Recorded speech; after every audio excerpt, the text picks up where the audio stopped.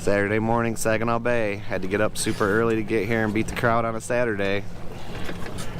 I think we're gonna fish worms. I apologize ahead of time, but it's gonna have to happen.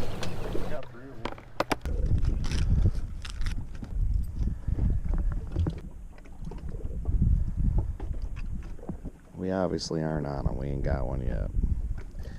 Confidence is low.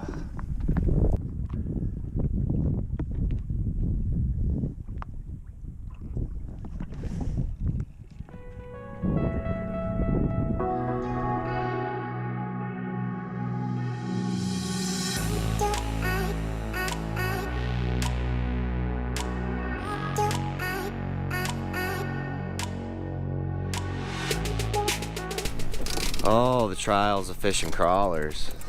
Nate finally has a fish, so on a bottom bouncer, 3 ounces. I'm gonna get the net and we'll land this fish.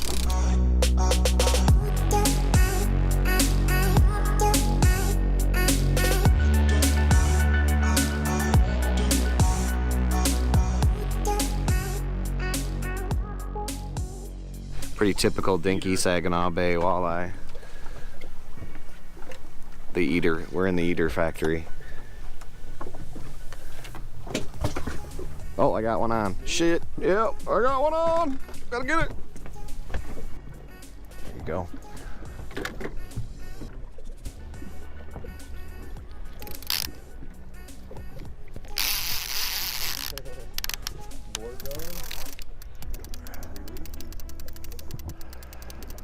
That's on that 20 back, is it not? That's that 40 on the 1 ounce. Reach out and get him for me. Ooh, it's on the willow blade. A 1 ounce inline. Sucker went ripping. It was right in the marks. Big willow blade. He says he's just out. That's why I like it when people on the other side of the boat do weird stuff. Yeah, I like it because it catches fish. Show this harness off here. There you go. He got every bit of that thing. You got the front hook.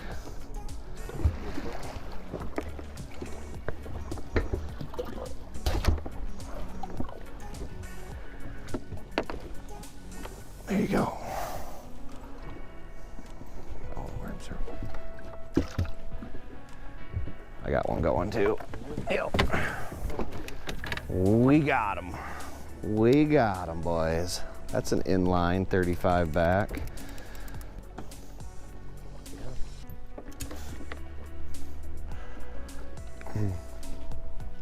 Good little eater. Maybe we're in the zonage. You want me to check that one? Yeah, I think you got that.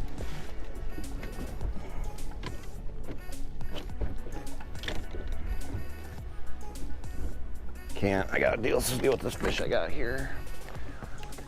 All right, I got 4 lines out on this side of the boat right now. You're gonna have to move them. This is a fish.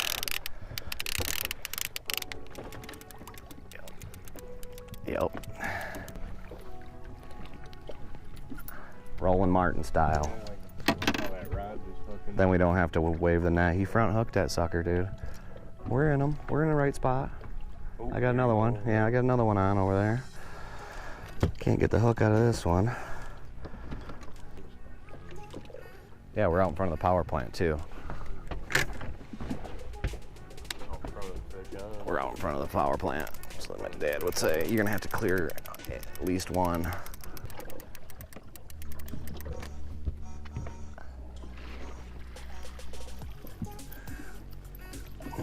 And that is how you do it.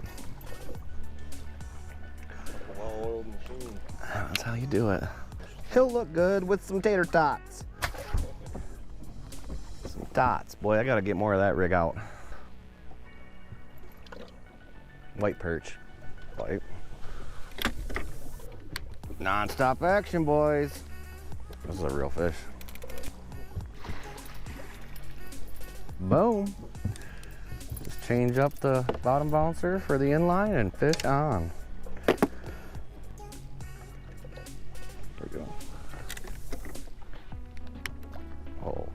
sheepy all day.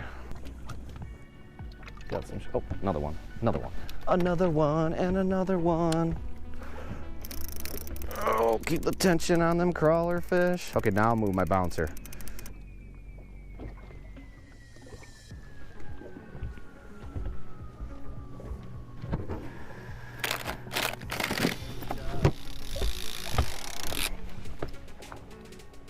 Damn, drag was light.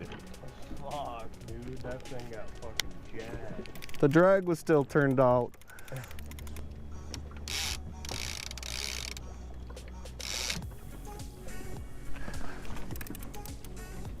Got him. Flatline? I'm gonna send a video to Ricky. That should be good. Yep, it's going pretty good. Boards are dropping. Miss you guys. 11, he says. There's one going.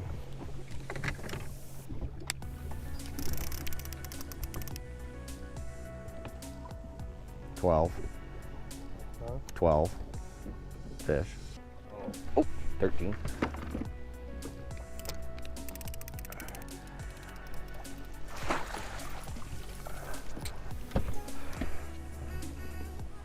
Fish in the net. Fish.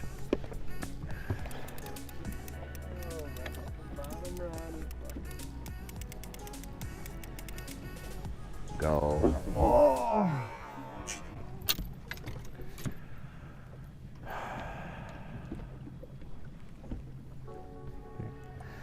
Okay, okay, cool. That's awesome.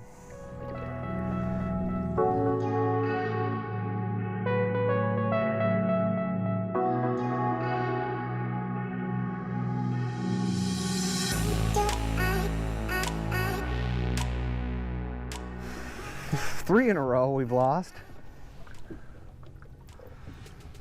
That one was literally within arm's reach. Yeah, it does extend. It does extend. The way things are going, maybe we better. I got one going on the outside here. Take this bouncer out of my hand. I don't know if that's long enough. 15. Dude, I lost count. You better count them. Are you sure? Yeah. You sure? Sure? Okay. Nate says there's 16. All right, we're home from the fishing trip, and at some point I stopped using this camera, and it took us too long to pick off the last 3 fish. It got warm. I was annoyed. I was probably a little hangry, but here we are. Fish are all cleaned. It was a good day of fishing. We'll talk more about that in a second, but I did want to tell you guys this was the first day out on the bay, at least for a long extended trolling trip with this new Kipawa 3-blade Tarova prop. Ricky and I both got one. You can find them on Amazon or the website. It's Kipawa. Seems to give you a lot of thrust, a lot more thrust than the stock prop for the power that you have it set on, and you're definitely probably going to get a lot longer battery life. I have 36 volts, so I'm usually good, but I had a ton of battery left after the day, and they seem to give you better control. They're a little bit more responsive when you're turning and you know, trolling for a long time. So might be something you want to check out. Kipawa, Kipawa. So since I didn't talk too much about the what or the how of what we were doing when we were out there, I'll do a quick recap now that we're home and in the boat in the garage. Fish are all cleaned. We didn't have any, you know, first-hand reports to go off of or anything like that. We were basically fishing blind, but I, you know, I have a depth in mind from recent fishing reports, and I know the area out there pretty good. So we go out, drive off the main break deeper than 20 foot, and with the hummingbirds with a good transducer set up, 25 to 30 mile an hour. It's so easy to see the fish out in open water. So you just start laying down waypoints when the screen gets full of dots, and I'll show you the best picture I have of fish at 25 to 30 mile an hour. And basically you just lay down a bunch of waypoints, you know, when you see concentrations of fish, and do a big loop. I circle to the north maybe a mile. I ran out of marks. I circle back to the south, and I noticed once I got deeper in 27 I ran out of marks, so we just worked off of that knowledge that we had, circled back around. We actually started probably a half mile too far too soon before marks, and so it took us 20-30 minutes to kind of work into it. That's why I said confidence was not high at the beginning, but then stuff started popping like it should right when I got to where I had put down points. And we run 3 or 4 ounce bouncers on the bottom off the corners, and the rest of the lines we try to concentrate on those fish that are 2 to 6 foot off bottom. And if they're 2 to 6 foot off bottom, you're going to run your lures 4 to 8, 4 to 10 foot off bottom. And so 2 ounce inlines, 1 ounce inlines, whatever you can get down there to that 17 to 21 foot down in 26 foot of water. Obviously it's going to change if your depth changes, but the active fish are 2 to 5 foot off bottom, and they're ready and willing to eat a crawler harness that rolls by their face at 1.5. They are eating bugs right now. That's quite obvious from what's in the live well. There's only 3 bait fish in the live well at the end of the day, and the rest of it is all full of bug matter. When you squeeze a fish, just brown toothpaste comes out of them, so you know it's June. It's early June. That's what's going on out there. We'll go over some of the best harness patterns for the day, maybe. Alright, so I'm not sure color was super important today, but we did get on a thing where the 2 ounce inline 35 back with these copper confusion blades. I think that's what that color's called. Copper front, copper back. A lot of green beads. The chartreuse beads did well today. We used the treble hook harnesses on the inline weights in open water. We usually use single hook harnesses, kind of like that when we're fishing near bottom. And boy, those copper blades, they were just on fire today. We caught a few on some other blades, sort of Ludington watermelon or something like that. I don't know what that's called. 2 ounce inline weights. Can't get any simpler than that, really. Thanks for watching, guys. I really appreciate it. I just wanted to see if we remembered how to do the open water spinner thing, and it turns out we do. So hopefully from here on out it's spoons and cranks, but we'll see how the summer goes.